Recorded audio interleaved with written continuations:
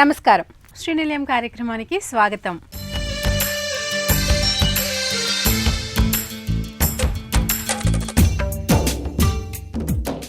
ఇంటి నిర్మాణంలో వచ్చిన నూతన పోకడలు, ఇంటి ముస్తాబుకు సంబంధించిన తాజా విశేషాలు, స్థానిక సంస్థలు అందిస్తున్న సదుపాయాలతో మీ ముందుకు వచ్చింది ఈ వారం శ్రీనిలయం. పేద మధ్యతరగతి కుటుంబాల జీవితాలలో మరపురాని క్షణం సొంతింటి కల. గ్రామీణ పట్టణ ప్రాంతాల్లో తన జీవిత కాలంలో ఓ పక్కా ఇల్లు నిర్మించుకొని నివాసం ఉండాలని ప్రతి ఒక్క కుటుంబం ఆశపడుతుంది. ఆ కళ నెరవేర్చేందుకు నిరాశ్రయులకు పక్కా ఇళ్లను అందించే దిశగా కేంద్ర ప్రభుత్వం కృషి చేస్తోంది. అందుకోసం కోట్లాది రూపాయలు ఇటీవల బడ్జెట్ కేటాయింపులు చేసింది. దేశంలో భిన్న ప్రాంతాలకు అనుగుణంగా స్థానిక వనరులు, సామాగ్రితో తక్కువ వ్యయం వెచ్చించి సుస్థిరమైన పక్కా ఇళ్లు నిర్మించుకునేందుకు కేంద్రం పలు గృహాల నమూనాలు రూపొందిస్తోంది. అనూహ్య వాతావరణ మార్పుల నేపథ్యంలో జాతీయ గ్రామీణాభివృద్ధి పంచాయతీరాజ్ సంస్థ ఆధ్వర్యంలో పర్యావరణహిత పక్కా గృహాల నమూనాలు హైదరాబాద్లోని కేంద్ర గ్రామీణాభివృద్ధి అందుబాటులోకి తీసుకొచ్చింది. మరి వాటికి సంబంధించిన విశేషాలు శ్రీనిలయం స్థిరాస్తిలో ప్రత్యేక కథనం.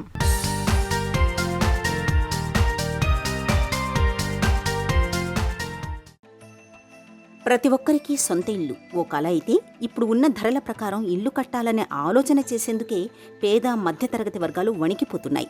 ఆయా వర్గాల ఆర్థిక పరిస్థితిని పరిగణనలోకి తీసుకుని హైదరాబాద్లో ఉన్న జాతీయ గ్రామీణాభివృద్ధి సంస్థ ఎన్ఐఆర్డీ నిపుణులు 4 లక్షల ఖర్చుతో 2 పడక గదుల ఇల్లు నిర్మించి చూపారు. కేంద్ర ప్రభుత్వం అమలు చేస్తున్న ప్రధానమంత్రి ఆవాస్ యోజన PMAY పథకం లబ్ధిదారులను దృష్టిలో ఉంచుకొని తక్కువ ఖర్చుతో దీన్ని రూపొందించారు. ఇతరులు కూడా నిర్మించుకోవచ్చు. భారత ప్రభుత్వము పేదవాళ్లకు సొంతిల్లు కలిగించాలనే ఉద్దేశంతో హౌసింగ్ ఫర్ ఆల్ అనే ప్రోగ్రాం కింద ప్రతి ఒక్కరికి ఏ పేదవాడికైతే ఇల్లు లేదో వాళ్లకు శాశ్వత గృహం నిర్మించడానికి సహాయపడాలనే ఉద్దేశంతో ప్రైమ్ మినిస్టర్ ఆవాస్ యోజన గ్రామీణ్ అని ఒకటి, prime minister Awas Yojana urban అని 2 కార్యక్రమాలను ప్రారంభించడం జరిగింది.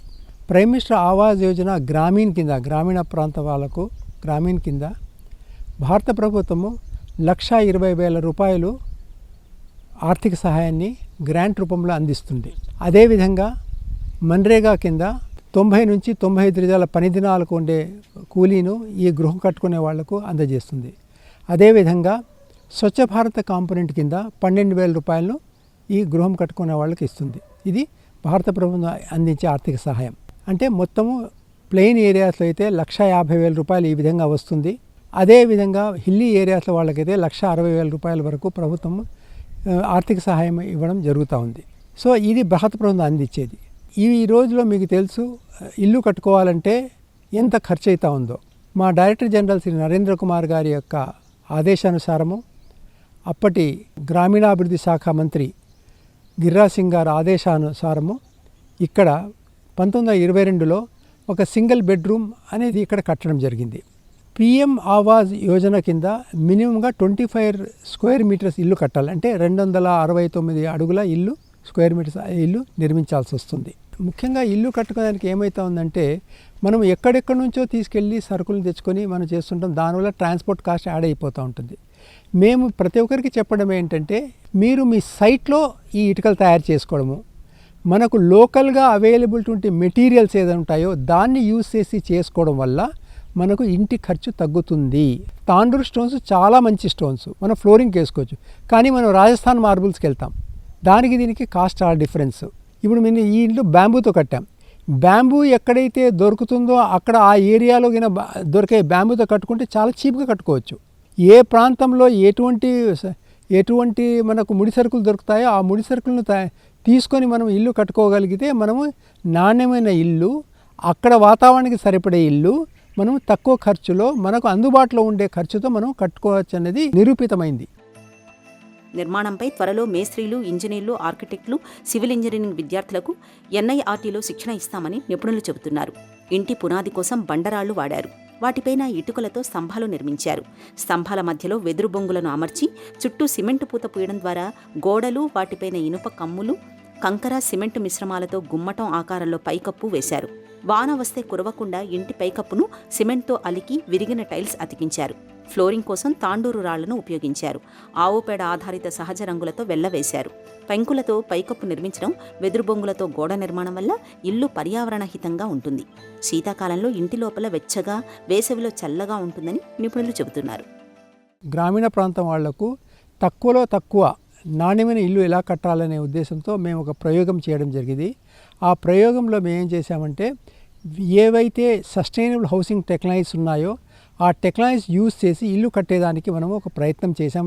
ఇప్పుడు ఏదైతే ఇల్లు మీరు చూసారో ఆ ఇంటిని డబుల్ బెడ్రూమ్ ఇల్లును మేము ఇక్కడ 408 స్క్వేర్ ఫీట్లో ఇక్కడ కట్టడం జరిగింది. సింగిల్ బెడ్రూమ్ యూజ్ చేసే technologies, double bedroom use technologies డిఫరెంట్గా చేశాము. అంటే ఒక్కొక్క ఇల్లు ఒక్కొక్క టెక్నాలజీలో రూపొందించాలని ఉద్దేశం చేశాం. టెక్నాలజీస్ యూజ్ చేసిన టెక్నాలజీస్ ఏంటంటే, ఫౌండేషన్ మాత్రం మామూలే, మనము రాళ్లతోనే ఫౌండేషన్ వేసాము. గోడలు కట్టడం మాత్రం మనం బ్యాంబూతో గోడలు వేసి దానికి రెండు వైపులా చికెన్ మెష్ వేసి దాన్ని ప్లాస్టింగ్ చేసి గోడలు కట్టడం జరిగింది. అదేవిధంగా బ్రిక్ కాలమ్స్, మనకు లోడ్ బేరింగ్ వాల్స్ ఇటుకలతో కట్టడం జరిగింది.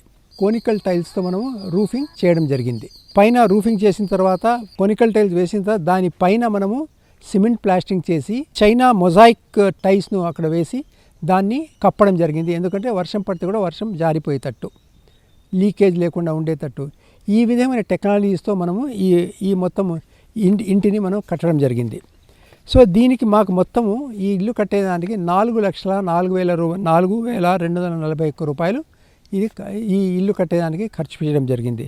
అంటే 987 రూపాయలు స్క్వేర్ ఫీట్తో ఈ ఇంటిని మనం పూర్తి చేయగలిగాం. మీరు చెప్పినట్టు ఇది 408 నుంచి 9 స్క్వేర్ ఫీట్ ఇల్లు. కానీ మనము ప్రైమ్ మినిస్టర్ ఆవాస్ యోజనలో మనకు ఇచ్చేది 2069 స్క్వేర్ ఫీటు. 269 స్క్వేర్ ఫీట్ ఇంటిని మనము స్వచ్ఛ భారత్ కాంపోనెంట్ ఏదైతే ఉందో 12,000 టాయిలెట్ కట్టడానికి, అదే మన్రేగా కింద ఇచ్చే కాంపోనెంటు 18,000 నుంచి 22,000 వేసుకుంటే 2,069 స్క్వేర్ ఫీట్ ఇంటిని 2,40,000 రూపాయలు కట్టగలమనేది ఒక నిర్ధారణకు రావడం జరిగింది. ఈ విధంగా వేరే టెక్నాలజీస్ మనం యూజ్ చేసి ఇంటిని ఏ విధంగా ఎంత తక్కువ ఖర్చులో కట్టగలమో అంత తక్కువ ఖర్చులో కట్టి మోడల్ క్రియేట్ చేసి ఈ మోడల్ను ప్రజల్లో కూడా పంపించి వాళ్ళతో ఈ మోడల్ గురించి అవగాహన కల్పించి ఆ విధంగా వాళ్ళు తక్కువ ఖర్చుతో మంచి నాణ్యమైన ఇల్లు కట్టుకునేదానికి ఒక ప్రయత్నం ఎన్ఐఆర్డి ద్వారా చేయడం జరిగింది. ఎవరైతే ఈ టెక్నాలజీ ద్వారా ఈ ఇటుకలు తయారు చేయడం లేదనేమి, ఈ రూఫ్ ఎలా చేయాలంటే దానికి ట్రైనింగ్ చేసేదానికి ఎన్ఐఆర్డిపిఆర్ ప్రయత్నాలు చేస్తుంది. దేశవ్యాప్తంగా ప్రత్యేకించి తెలుగు రాష్ట్రాలలో PMAY పథకం కింద 1 పడక గది ఇల్లు, 2 పడకల గదుల ఇళ్ల నిర్మాణాలను భారీగా ప్రోత్సహించనుంది. మరి 1 పడక గది నమూనా గృహానికి సంబంధించిన విశేషాలు ఇప్పుడు అధికారుల మాటల్లో తెలుసుకుందాం. హైదరాబాద్ రాజేంద్రనగర్ జాతీయ గ్రామీణాభివృద్ధి పంచాయతీరాజ్ సంస్థ NIRDPR ప్రాంగణం గ్రామీణ సాంకేతిక పార్కులో నిపుణులు తక్కువ వ్యయంతో పక్కా గృహం నిర్మించారు. క్షేత్రస్థాయిలో అల్పాదాయ వర్గాలు, మధ్య పేద కుటుంబాల ప్రయోజనాలు దృష్టిలో పెట్టుకుని నరేంద్ర మోదీ సర్కార్ ప్రధానమంత్రి ఆవాస్ యోజన పథకం కింద పెద్ద ఎత్తున పక్కా గృహాల నిర్మాణం చేపడుతోంది. కేంద్ర గ్రామీణాభివృద్ధి పంచాయతీరాజ్ మంత్రిత్వ శాఖల ఆదేశాల మేరకు తక్కువ పెట్టుబడి వ్యయంతో దారిద్ర్య రేఖకు దిగువన ఉన్న కుటుంబాలు, పేద మధ్యతరగతి కుటుంబాలు నిర్మించుకునే రీతిలో ఈ నమూనా ఇల్లు నిర్మించిన తీరు అద్భుతం. దేశవ్యాప్తంగా ప్రధానమంత్రి ఆవాస్ యోజన గ్రామీణ పథకం కింద కేంద్ర ప్రభుత్వం పెద్ద ఎత్తున పక్కా ఇళ్లు నిర్మిస్తున్న నేపథ్యంలో బడ్జెట్ పెరగకుండా ఉండేందుకు ఓ నమూనాలు సిద్ధం చేయాలన్న కేంద్ర మంత్రి ఆదేశాల మేరకు NIRDPR RTP అధికారులు విస్తృత పరిశోధనల తర్వాత పలు నమూనాలు సిద్ధం చేశారు. తక్కువ ఖర్చుతో సుస్థిరమైన గృహ సాంకేతికతలు అభివృద్ధి చేయడంలో నిమగ్నమయ్యారు. తాజాగా పర్యావరణ హితంగా స్థానికంగా లభ్యమయ్యే వనరులతో ఆవిష్కరించిన సింగిల్ బెడ్రూమ్ పట్ల హైదరాబాద్ వాసులే కాకుండా యావత్ భారతదేశం, ప్రత్యేకించి తెలుగు రాష్ట్రాల నుంచి వివిధ వర్గాలు అత్యంత ఆసక్తి కనబరుస్తున్నాయి. కేవలం 342 చదరపు అడుగుల్లో 1 పడక గది ఇల్లు విశేషంగా ఆకర్షిస్తోంది. ఈ నమూనాలో 1 హాల్, పడక గది, స్నానాల గది, వంటగది, మరుగుదొడ్డితో కూడిన ఇంటిని చుట్టూ స్థలం ఉండేలా తీర్చిదిద్దారు. ఇదే తరహాలో ఆర్థిక స్తోమత బట్టి మరింత పెద్దగా ఇంటిని నిర్మించుకోవచ్చు. పునాదుల దశ నుంచే స్థానికంగా లభ్యమయ్యే నిర్మాణ సామాగ్రి ఉపయోగించే రీతిలో డిజైన్ చేశారు. గోడలకు ర్యాట్ ట్రాప్ బాండ్ పద్ధతిలో చేపట్టారు. ఇటుకలు, సిమెంట్ వినియోగం గణనీయంగా తగ్గిస్తుంది. ఇందులో ఇటుకల ఎంపిక అత్యంత కీలకం. ప్రాచీన కాలంలో మట్టి, సున్నం, ఇటుకల వాడకం ఉండేది. ఖర్చు తగ్గించుకునేందుకు ప్రకృతి ప్రసాదించిన సహజ సిద్ధమైన మట్టి, ఫ్లై యాష్ ఇటుకలు ఇంటి నిర్మాణంలో వినియోగించారు. కేరళలో ఎక్కువగా కనిపించే పిల్లర్ స్లాట్ రూఫ్ నిర్మించారు. పెంకుల స్లాబ్ ఇది. దీన్ని కూడా లారీ బేకర్ డిజైన్ అంటారు. పెంకుల కారణంగా ఇల్లు వేసవికాలంలో సైతం చల్లగా ఉంటుంది. ఏసీ అవసరం ఉండదు. తక్కువ కాంక్రీట్, సిమెంట్ మాత్రమే వాడారు. ఇంటి లోపల పాత రోజుల్లో మాదిరి గోడల ప్లాస్టరింగ్ చేయలేదు. ఫ్లై యాష్ ఇటుకలు కాబట్టి ప్లాస్టరింగ్ అవసరం పడలేదు. ఆవు పేడ, చింతపండు ఆధారితంగా తయారు చేసిన ప్రకృతిక్ పెయింట్ వేశారు. గచ్చు కోసం తాండూరు బండలు వాడారు. 2 రంగుల్లో ఇవి లభిస్తున్నాయి. PMAYG నమూనా ఇల్లు టెర్రస్ పైభాగంలో 2 కిలోవాట్ సౌర పలకలు ఏర్పాటు చేయడం ఓ ప్రత్యేక ఆకర్షణగా దర్శనమిస్తోంది. ఇంటి అవసరాలకు కావలసిన విద్యుత్ మేడపైనే ఉత్పత్తి చేసుకోవచ్చు. సగటున ప్రతిరోజు 8 యూనిట్లు కరెంటు ఉత్పత్తి అవుతుంది. చిన్న ఇంటికి సంవత్సరం పొడవునా సగటున 4 యూనిట్లకు మించి అవసరం ఉండదు. ఇంటీరియర్ ఖర్చుతో ఏకంగా ఒక పక్కా ఇల్లే పూర్తయిపోతుందని NIRDPR RTP ఇంజనీరింగ్ నిపుణులు తెలిపారు. 2022 సంవత్సరంలో PMAG హౌసింగ్ కింద సింగిల్ బెడ్రూమ్ కన్స్ట్రక్షన్ మనం ఉండే మన సస్టైనబుల్ టెక్నాలజీతో కట్టాలని ఒక ప్రయత్నం చేయడం జరిగింది. ఒకటి ఫ్లై యాష్ యూస్ చేసి, ఫిల్లర్ స్లాబ్ యూస్ చేసి దీన్ని కట్టాలని ఒక నిర్ధారణకు వచ్చి ఆ విధంగానే మనం ఈ 342 స్క్వేర్ ఫీట్ ఇల్లు మనము కట్టడం జరిగింది. ఫిల్లర్ స్లాబ్ అంటే మనకు మొత్తం కాంక్రీట్ వేయకుండా మధ్య మధ్యలో లైట్ మెటీరియల్ వెటిలైజ్ చేసి అక్కడ మెటీరియల్ సేవ్ చేసి స్లాబ్ని వేయడము, ఏ విధమైన నాణ్యత లోపం లేకుండా చేయడము. రెండవది మడ్ బ్రిక్స్ కాకుండా మనకు ఫ్లై యాష్ కూడా చాలా ఎక్కువ దొరుకుతుంటుంది కాబట్టి ఆ బ్రిక్స్ కూడా యూజ్ చేసి చేయాలని ఉద్దేశంతో ఫ్లై యాష్తో కట్టడం జరిగింది. అదేవిధంగా మనం లోపల ప్లాస్టరింగ్ వచ్చి సిమెంట్ ప్లాస్టరింగ్ లేకుండా మడ్ ప్లాస్టరింగ్ చేయడం జరిగింది. బయట ప్లాస్టరింగ్ చేయకుండా డైరెక్ట్గా ప్రకృతి పెయింట్స్తో పెయింట్ చేయడం జరిగింది. ఈ విధంగా మనకు ఏదైతే ప్లాస్టరింగ్ కోసం యూజ్ చేసామో ఆ మెటీరియల్ సేవ్ చేయడం జరిగింది. రూఫ్లో ఫిల్లర్ స్లాబ్ ద్వారా మనకు కాంక్రీట్ సేవ్ చేయడం జరిగింది. లోపల సిమెంట్ యూసేజ్ లేకుండా మడ్ ప్లాస్టరింగ్ చేయడం వల్ల మనము ఒక డిఫరెంట్ మోడల్ హౌస్ను మనం క్రియేట్ చేయగలిగాం. అదే కాకుండా ఒక ఇంటికి ఇల్లు ఉంటే సరిపోదు, దానికి ఎనర్జీ అనేది కూడా చాలా అవసరం కాబట్టి దాని మీద 2 కిలోవాట్ ప్యానల్స్ పెట్టి అయితే గ్రిడ్ కనెక్టివిటీతో మనము సోలార్ ఎనర్జీ కూడా ఈ ఇంటికి ఇవ్వడం జరిగింది. 2 కిలోవాట్ ఎందుకు పెట్టామంటే 1 కిలోవాట్ అయితే కూడా సరిపోతుంది ఇంటికి, కానీ 2 కిలోవాట్ ఏంటంటే మనకు గ్రిడ్కు ఇస్తున్నాం కాబట్టి ఆ ఇంట్లో ఉండే వాళ్లకు ఒక అడిషనల్ ఇన్కమ్ మాది కూడా తయారు కావాలనే ఉద్దేశంతో 1 కిలోవాట్ మనకు రోజుకు లేదనకుండా 3 నుంచి 4 యూనిట్స్ యొక్క పవర్ జనరేట్ అవుతుంది. రెండింటికి కలిపి మనకు మినిమం అంటే 8 కిలోవాట్స్ 8 యూనిట్స్ జనరేట్ అవుతుంది. ఈ 8 యూనిట్స్తో ఆ ఇల్లు ఖర్చు పెట్టుకునేది 2 లేకుండా 3 యూనిట్లు. మిగతాది ఏదైతే 6 యూనిట్స్ 4 5 యూనిట్స్ ఉంటాయో అది గ్రిడ్కి వెళ్ళిన తర్వాత మనకు గ్రిడ్ ద్వారా ఈ ఇంటి వాళ్లకు మనకు తిరిగి డబ్బులు రావడం జరుగుతుంది. ఆ విధంగా ఒక విధంగా సంపాదన, లేకుంటే వాళ్లకు ఫ్రీ కరెంటు వచ్చేటట్టు ఇది చేయడం జరిగింది. ఇప్పుడు ముఖ్యంగా 1 కోటి ఇండ్లకు రూఫ్ టాప్ సోలార్ చేయాలనేది భారత ప్రభుత్వం లక్ష్యం. దాన్ని కూడా ప్రమోట్ చేసేదానికి ఏ విధంగా పెట్టుకోవచ్చు అనేది ప్రజలకు తెలియాలనే ఉద్దేశంతో ఈ విధంగా ఈ PMAG హౌస్ పైన మనము ఈ సోలార్ ప్యానల్స్ కూడా గ్రిడ్ కనెక్టివిటీతో సోలార్ ప్యానల్స్ కూడా ఏర్పాటు చేయడం. ఇల్లు 342 స్క్వేర్ ఫీట్లో కట్టాము. దాన్ని మేము 2,34,000లో మనం పూర్తి చేయడం జరిగింది. ఎప్పుడు 2022లో. దీంట్లో మన్రేగా కాంపోనెంట్ ఉంది, స్వచ్ఛ భారత్ కాంపోనెంట్ యూజ్ చేసాము. ఆ తర్వాత సోలార్ ఎనర్జీ ఏదైతే ఉందో అది యూజ్ చేసాము. PM సూర్యఘర్ యోజన కూడా దీంట్లో యూజ్ చేసుకోవచ్చు. ఇప్పుడు ఇలాంటివన్నీ ఏదైతే ఫ్లాగ్షిప్ ప్రోగ్రామ్స్ ఉన్నాయో ఇవన్నీ. అదేవిధంగా జల్ జీవన్ స్కీమ్ కింద మనము ట్యాప్ కనెక్షన్, ఈ విధంగా ఒక PMAG హౌస్కు వేరే డిపార్ట్మెంట్స్ ఏవేవైతే స్కీమ్స్ ఉన్నాయో ఆ స్కీమ్స్ అంతా ఇక్కడ కన్వర్జెన్స్ కింద తెచ్చి ఒక PMAG హౌస్ పేదవాడికి ఒక మంచి అన్ని సదుపాయాలతో ఇల్లు చూపించాలనే ఉద్దేశంతో ఈ మోడల్ హౌస్ అన్ని సదుపాయాలు కల్పించి ఇక్కడ చేయడం జరిగింది. ఈ విధంగా పర్యావరణానికి అనుకూలమైన ఇల్లు కట్టేదానికి NIRD RTP ద్వారా ఒక చిరు ప్రయత్నం జరుగుతూ ఉంది. అమెరికాలో పెద్దవాళ్ల నివాసాల కోసం ప్రత్యేకించి కొన్ని ప్రాంతాలున్నాయి. ఈ తరహాలో మన దగ్గర చేసేందుకు అవకాశం కల్పించాలని రియల్టర్లు కోరుతున్నారు. క్రమంగా మన దేశంలో పెద్దవాళ్ల సంఖ్య పెరుగుతోంది కాబట్టి సీనియర్ సిటిజన్ హౌసింగ్ను ప్రభుత్వం ప్రోత్సహించాలని కోరుతున్నారు. జలాశయాల దగ్గర పర్యావరణ పరంగా కాపాడుకుంటూనే ఆ ప్రాంతాల్లో పెద్దల ఇళ్లు నిర్మించేలా ప్రభుత్వం ప్రణాళిక రూపొందించాలంటున్నారు. ఇటీవల అమెరికా వెళ్లొచ్చిన ఆయన అక్కడి రియాలిటీ తీరుతెన్నులను పరిశీలించారు. సీనియర్ హౌసింగ్ ప్రాజెక్టులను సందర్శించారు. ఈ నేపథ్యంలో అమెరికా రియాలిటీ నుంచి మన నగరాలు అందిపుచ్చుకోవాల్సిన అంశాలపై నేటి శ్రీనిలయం స్థిరాస్తిలో ప్రత్యేక కథనం మీకోసం. పదవీ విరమణ అనంతరం వృద్ధాప్య జీవితం గడిపేందుకు ఫ్లోరిడా, డల్లాస్ వంటి ప్రాంతాలకు వెళ్లి స్థిరపడుతున్నారు అనేక మంది. సముద్ర తీర ప్రాంతం, వాతావరణం బాగుండడం, మిగతా ప్రాంతాల కంటే జీవన వ్యయం తక్కువగా ఉండడంతో ఈ ప్రాంతాల వైపు చూస్తున్నారు. పెద్ద ఎత్తున సీనియర్ సిటిజన్ హౌసింగ్ ప్రాజెక్టులు ఉన్నాయి. వీటిని అద్దెకి తీసుకోవచ్చు. దీర్ఘకాలానికి లీజు కూడా ఇస్తారు. ఈ రెండూ కాకుండా జీవించి ఉన్నంత వరకు మాత్రమే ఇంటిపై హక్కులు ఉండేలా, ఆ తర్వాత నిర్మాణ సంస్థ సొంతమయ్యేలా ప్రాజెక్టులు చేపడుతున్నారు.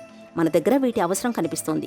అమెరికాలో అద్దె ఇళ్ల ప్రాజెక్టులు చేపట్టే సంస్థలకు అక్కడ ప్రభుత్వాలు 2% తక్కువ వడ్డీకే రుణాలు ఇస్తున్నాయి. దీంతో పెద్దలపై అధిక భారం పడకుండా ఆయా ప్రాజెక్టులను లాభసాటిగా చేపట్టగలుగుతున్నారు.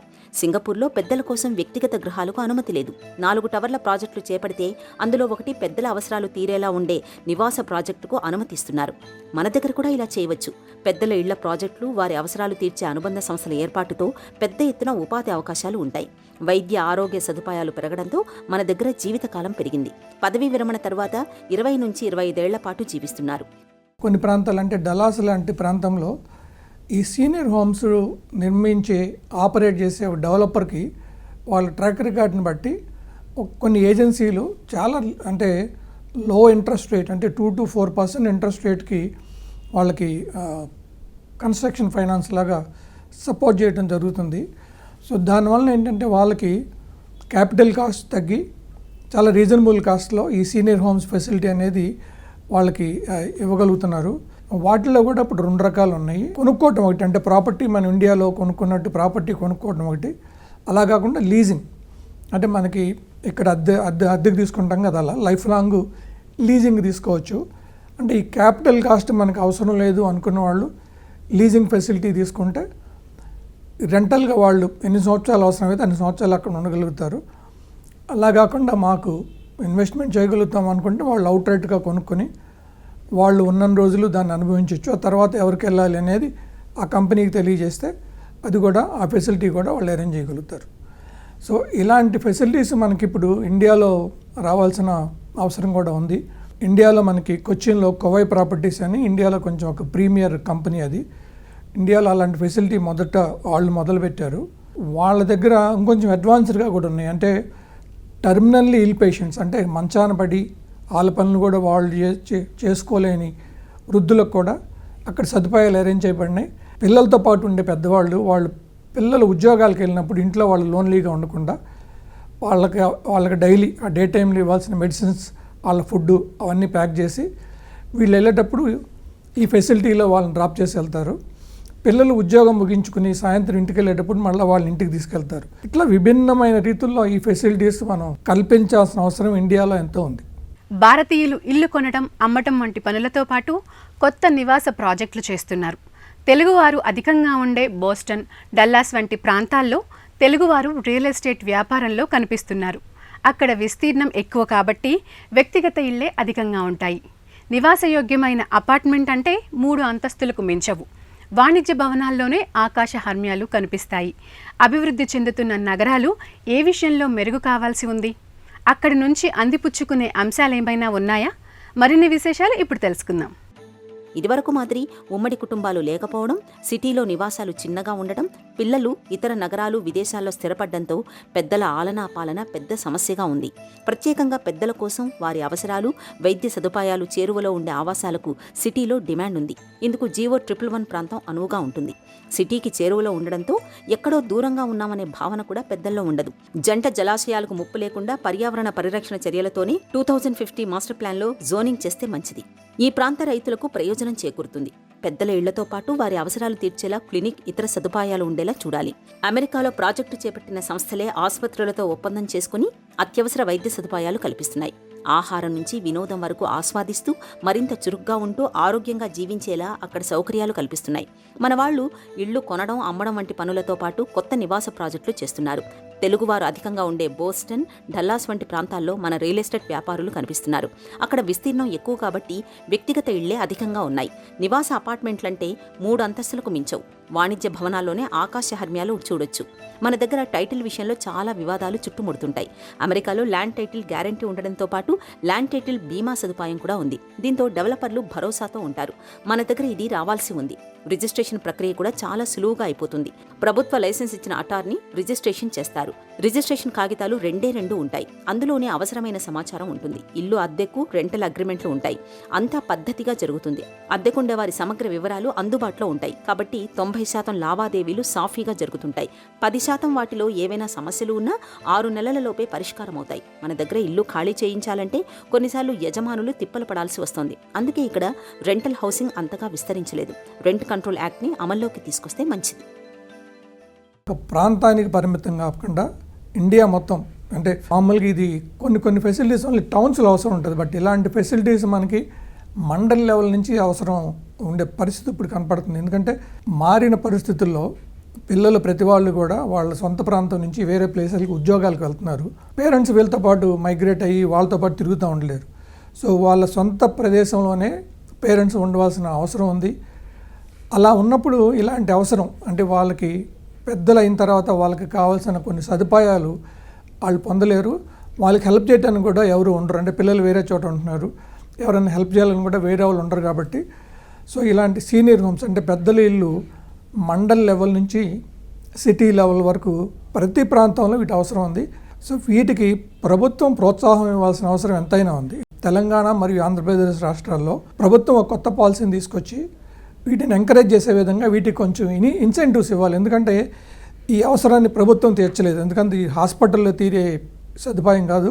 ప్రభుత్వం ఆ పరిస్థితులకు అనుగుణంగా, ఆ ప్రాంతాల రిక్వైర్మెంట్స్కి అనుగుణంగా ప్రభుత్వం ఈ సదుపాయాలు కల్పించాలి. ఈ సీనియర్ హోమ్స్లో ఉండటం సమాజంలో ఒక రకమైన బెరుకు, భయం ఉంది. అంటే ప్రజలు ఏమని అనుకుంటారు, తర్వాత చుట్టాలు ఏమని అనుకుంటారని.